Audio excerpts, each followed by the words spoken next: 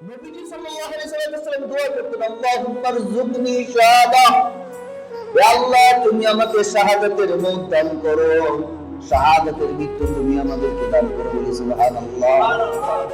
হযরত ওমর রাদিয়াল্লাহু আনহু তিনি দোয়া করতেন, আল্লাহুম্মা রযুকনি শাহাদাতান ফি বিলাদি রাসূলিক, হে আল্লাহ আমাকে শাহাদাতের মৃত্যু দান করো নবীর বিলাদে, নবীর মদিনার নগরীর মধ্যে আমাকে শহীদ বানাও।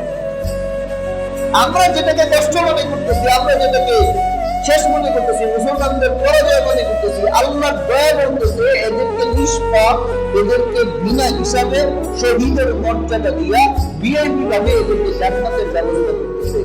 কোনটা আমার আপনার মতো জিহাদ ছাড়া, আমার আপনার মতো শুধু ইফতারি সেহরি খায় জীবনে আরাম আয়েশে কাটায় সুনামাজ নামাজ পড়িলা জান্নাতে যাওয়া, আর ওরা জীবন দিয়ে জান্নাতে যাচ্ছে।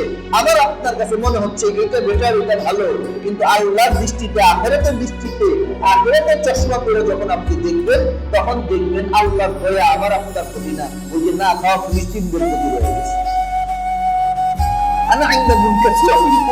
আল্লাহ সরাসরি বলে দিয়েছেন, যারা দিল ভাঙা চুরমার হয়ে গেছে, যাদের দিল ভাঙা ব্যথিত ব্যথা দিচ্ছে মানুষ অন্যায় ভাবে, এই দিল ভাঙা হৃদয় গুলা আল্লাহ বলে তোর পাশে কেউ নেই, আমি আল্লাহ তোর পাশে আছি।